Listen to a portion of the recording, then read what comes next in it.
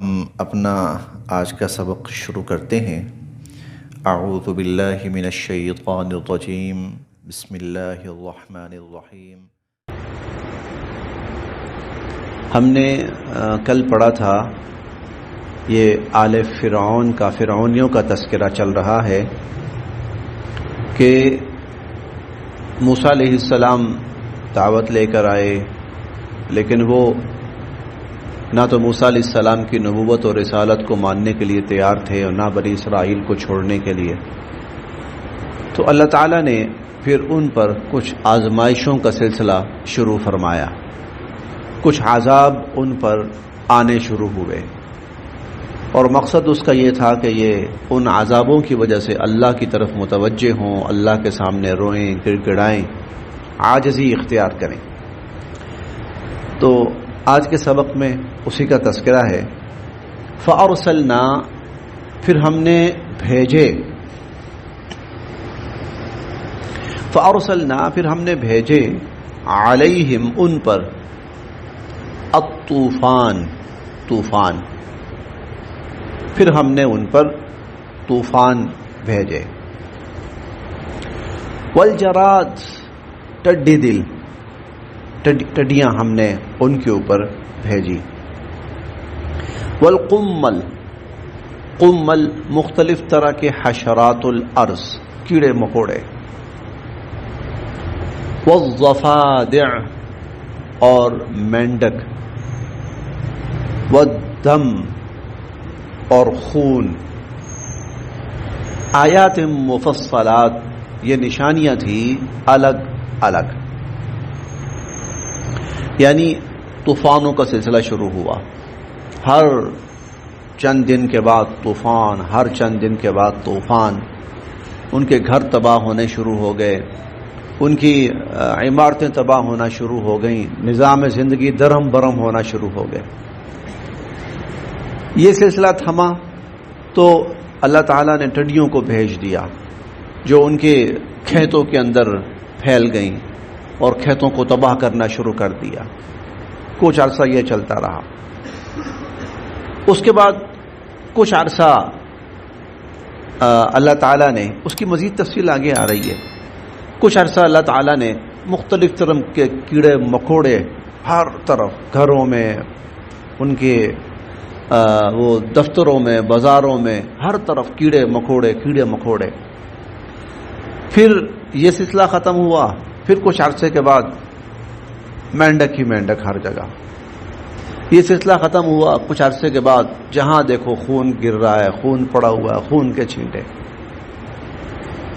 تو فارسلنا، تو ہم نے بھیجے، علیہم، ان پر، الطوفان، طوفان، والجراد، ٹڈیاں، والقمل، کیڑے مکوڑے، والضفادع، مینڈک، والدم، خون، آیات مفصلات، یہ الگ الگ نشانیاں تھیں، یعنی الگ الگ یہ واقعات رونما ہوئے۔ اس سے پہلے ہم پچھلی آیات میں دو چیزیں اور پڑھ چکے ہیں، بالسنین، قحط سالی، ونقص من الثمرات، اور پیداوار میں کمی، پیداوار میں کمی اور قحط سالیاں، پھر طوفان، پھر یہ حشرات الارض، مینڈک، خون وغیرہ۔ فاستکبروا، پھر بھی وہ تکبر ہی کرتے رہے، فاستکبروا، پھر بھی وہ تکبر ہی کرتے رہے، وکانوا، اور تھے ہی وہ، قوما مجرمین، مجرم لوگ، وکانوا قوما مجرمین، اور وہ مجرم لوگ تھے۔ ولما، اور جب، اب وہ تفصیل آگے آ رہی ہے، عذاب کس طرح آئے، اس دوران ان کا طرز عمل کیا ہوتا تھا۔ ولما، اور جب، وقع، آتا، علیہم، ان پر، الرجز، عذاب، کوئی بھی عذاب آتا، قالو، تو وہ کہتے، یا موسیٰ، اے موسیٰ، بھاگے آتے موسیٰ علیہ السلام کے پاس، یا موسیٰ، اے موسیٰ، ادعو، دعا کرے نا، لنا، ہمارے لیے، رب کا، اپنے رب سے، ادع لنا ربک، ہمارے لیے اپنے رب سے دعا کریں، بما بوجہ عہد عندک، اس مقام کے جو آپ کو حاصل ہے۔ اللہ کے ہاں آپ کو جو مقام حاصل ہے نا، تو آپ کہتے ہیں نا میں اللہ کا نبی ہوں، تو اللہ سے ہم کلام ہوتا ہوں، دعا کرتا ہوں تو اللہ قبول فرماتے ہیں، تو چلیں اس مقام کی وجہ سے جو اللہ کے ہاں آپ کو حاصل ہے، آپ ہمارے لیے دعا کریں نا۔ لئن، اگر کشفت، آپ نے دور کر دیا، عنا، ہم سے، الرجز، عذاب، لئن کشفت عنا الرجز، اگر آپ نے ہم سے عذاب دور کر دیا، لنؤمنن، ہم ضرور ایمان لے آئیں گے، لکا، آپ پر، ہم ضرور آپ پر ایمان لے آئیں گے، ولنرسلن، اور ہم روانہ کر دیں گے، معک، آپ کے ساتھ، بنی اسرائیل کو۔ آپ کے دو تقاضے ہیں نا آپ کے، ایک تو یہ کہ ہم ایمان لے آئیں آپ پر، اور دوسرا یہ ہے کہ بنی اسرائیل کو ہم آزاد کر دیں۔ ہم دونوں باتیں مان لیں گے آپ کی، بس یہ کسی طرح مصیبت دور کریں ہم سے۔ فلما، پھر جب، کشفنا، ہم دور کر دیتے، ہٹا دیتے، عنہم، ان سے، الرجز، عذاب، الی اجل، اس وقت تک کے لیے، ہم بالغوہ، جس تک وہ پہنچنے والے ہوتے تھے۔ یعنی یہ عذاب 6 ماہ چلنا تھا، سال چلنا تھا، 2 سال چلنا تھا، لیکن ہم دعا کی برکت سے ان کی عاجزی کی، دیکھیں نا اب گڑ گڑانا شروع ہو گئے ہیں نا، اب گڑ گڑانا، اللہ کے سامنے عاجزی، اللہ سے دعائیں کروانا شروع ہو گئے۔ تو اس وقت تک جو پہنچنا تھا تو اس سے پہلے ہم عذاب ٹال دیتے، ہٹا دیتے، پھر کیا ہوتا؟ اذا ہم ینکثون، وہ لوگ پھر جاتے، پھر وہ لوگ اپنی بات سے پھر جاتے۔ فانتقمنا، پھر ہم نے انتقام لیا، منہم، ان سے، پھر ہم نے ان سے انتقام لیا، فاغرقناہم، اور ہم نے ان کو ڈبو دیا، فی الیم، سمندر کے اندر، بانہم، کیونکہ کذبوا، انہوں نے جھٹلایا تھا، بآیاتنا، ہماری آیات کو، انہوں نے ہماری آیات کو جھٹلایا تھا، وکانوا، اور تھے وہ، عنہا، ان سے، غافلین، لاپرواہی برتنے والے، اور وہ ہماری آیات سے لاپرواہی برتتے تھے۔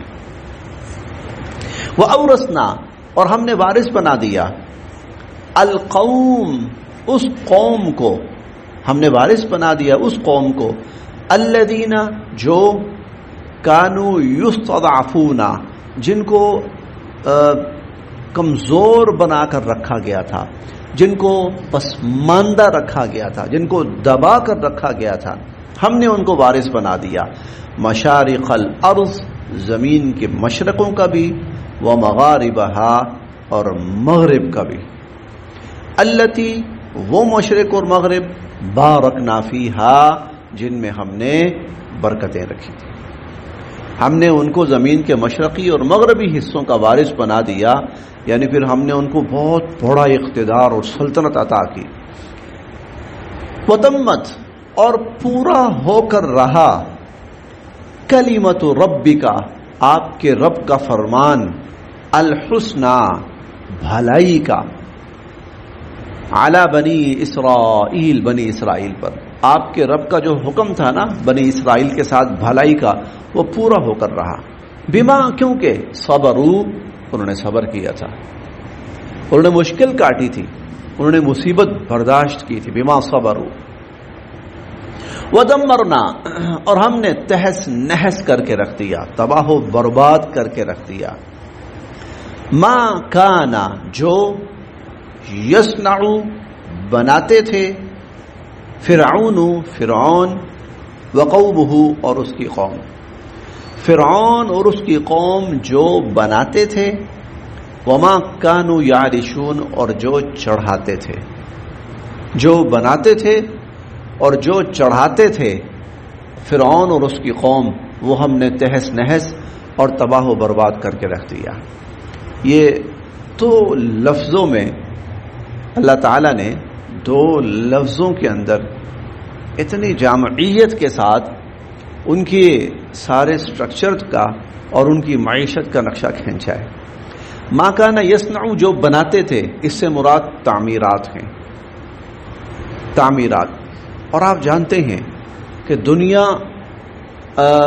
بڑی بڑی تعمیرات کرتی ہے، بڑی بڑی بلڈنگز، ہوٹلز اور شاپنگ مالز بناتے ہیں. یہ کیا ہے؟ ان کی شان و شوکت کا اظہار ہے. آپ جب دنیا کی تصاویر دیکھتے ہیں نا، ویڈیوز دیکھتے ہیں، اس میں کیا ہے؟ بلند و بالا بلڈنگیں دکھاتے ہیں، وہ بڑی بڑی بلڈنگیں. کیا؟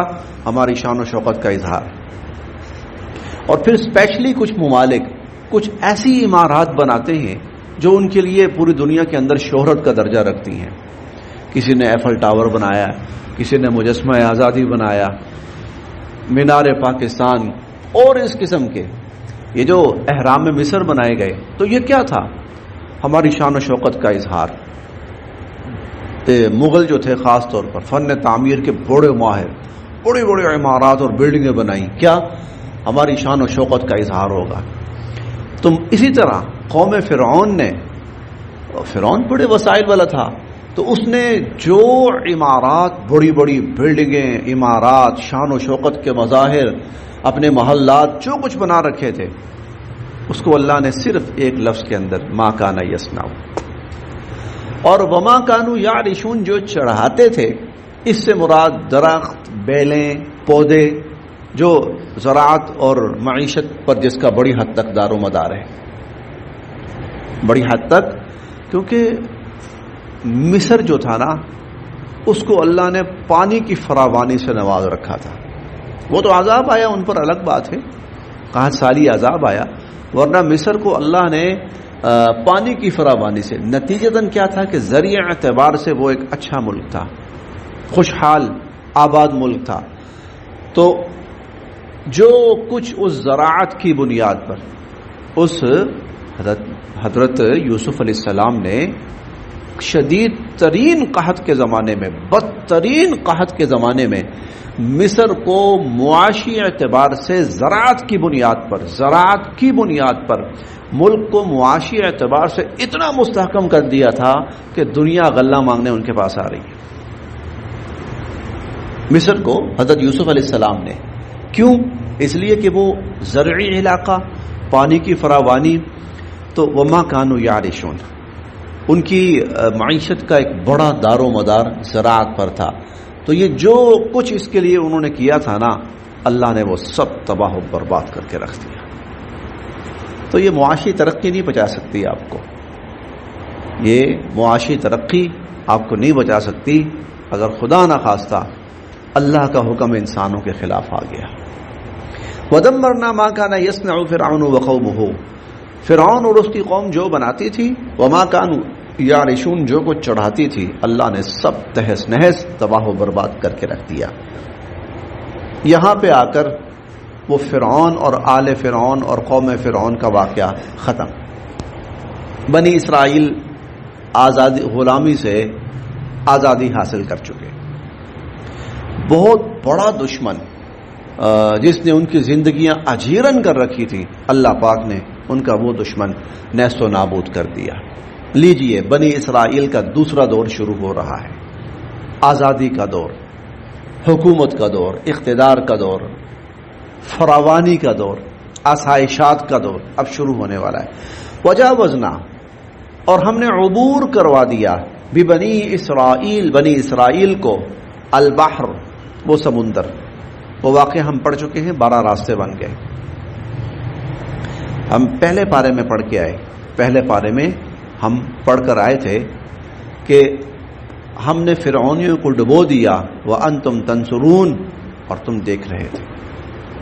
وَإِذْ فَرَقْنَا بِكُمُ الْبَحْرَ، جب ہم نے سمندر کو پھاڑا، فَأَنْجَيْنَاكُمْ، تمہیں بچا لیا، وَأَغْرَقْنَا آلَ فِرْعَوْنَ، فرعونیوں کو ڈبو دیا، وَأَنْتُمْ تَنْصُرُونَ، اور یہ منظر تم اپنی آنکھوں سے دیکھ رہے تھے.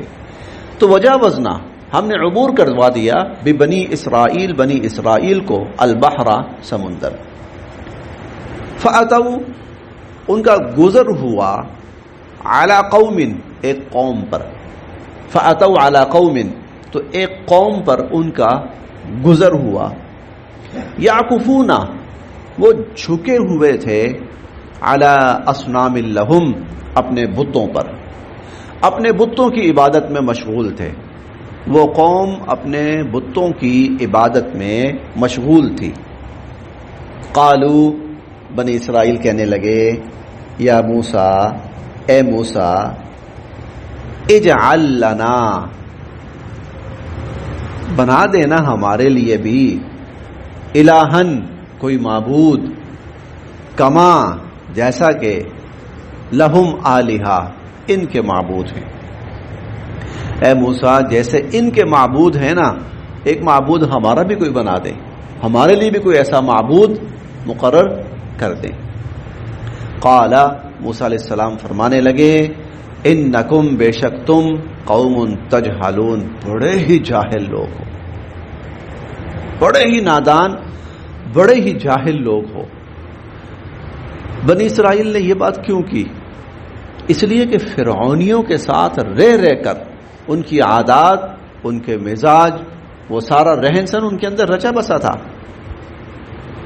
جیسے ہم ہندوستان میں رہتے ہوئے، ہندوؤں کے ساتھ رہتے ہوئے بہت کچھ ہمارے اندر رچا بسا تھا، ہماری کئی عبادات کے اوپر ان کا رنگ ڈھنگ چڑھا ہوا تھا، ہماری معاشرت کے اوپر، ہمارے اخلاق کے اوپر ان کا رنگ ڈھنگ چڑھا ہوا تھا ہندوؤں کا۔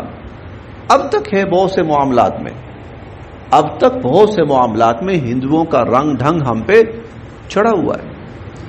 انگریزوں کے ساتھ تھے تو ان کا رنگ ڈھنگ، ہندوؤں کے ساتھ تھے تو ان کا رنگ ڈھنگ، جو پاکستانی جو مسلمان تھے، ہندوستان کے مسلمان، ان پر چڑھا ہوا تھا۔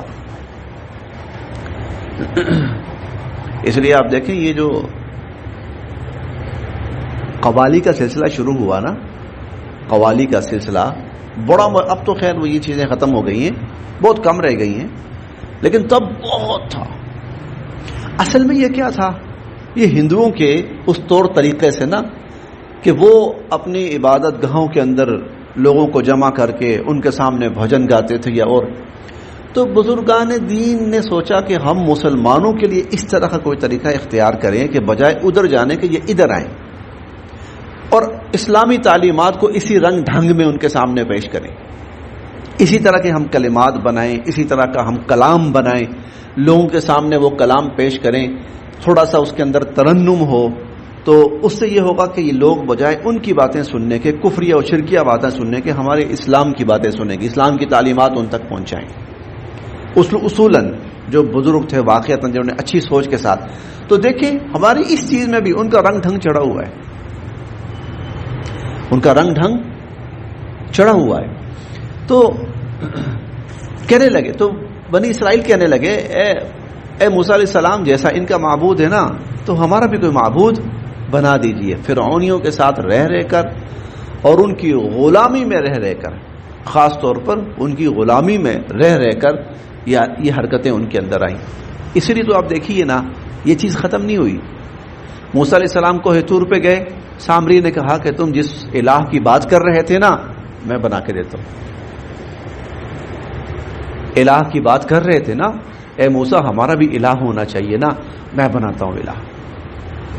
چنانچہ اس نے وہ بچڑا بنایا اور قوم اس بچڑے کے پیچھے پاگل ہو گئی اور اس کو خدا بنا لیا۔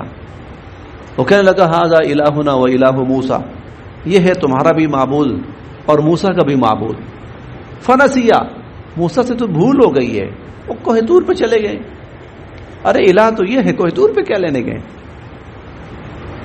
یہ وہ اسی سوچ کو، سامری نے ان کی اسی سوچ کو عاملی جامہ پہنایا، اس کو مجسم کر کے دکھایا ان کے سامنے۔ قال موسیٰ علیہ السلام فرمانے لگے، انکم قوم تجہلون، تم بڑے ہی جاہل لوگ ہو۔ انا، بے شک، ہؤلاء، یہ لوگ، متبرم،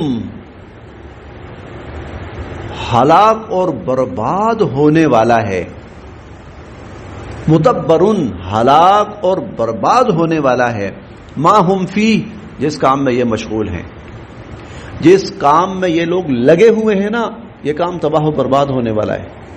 وباطل اور بالکل غلط حرکت ہے، ما کانوا یعملون جو یہ کر رہے ہیں، اور بالکل غلط کام اور حرکت ہے جو یہ کر رہے ہیں۔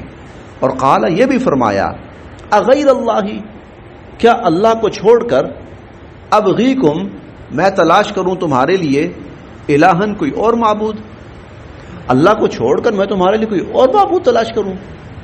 وہوا حالانکہ اسی نے فضلکم تمہیں فضیلت بخشی علی العالمین دنیا والوں پر، حالانکہ اسی اللہ نے تمہیں دنیا والوں پر فضیلت بخشی۔ وَإِذْ اور جب انجیناکم ہم نے تمہیں بچا لیا، نجات دی تمہیں، من آل فرعون فرعونیوں سے، یسومونکم سوء العذاب وہ تمہیں بدترین عذاب اور تکلیفیں دیتے تھے، یقتلون ابناءکم تمہارے بیٹوں کو قتل کر ڈالتے تھے، ویستحیون نساءکم تمہاری عورتوں کو زندہ چھوڑ دیتے تھے، وفی ذالکم اور اس میں بلاء بہت بڑی آزمائش تھی، من ربکم تمہارے پروردگار کی طرف سے، عظیم بہت بڑی، اور اس میں تمہارے پروردگار کی طرف سے تمہارے لیے بہت بڑی آزمائش تھی۔ بس جی ہاں۔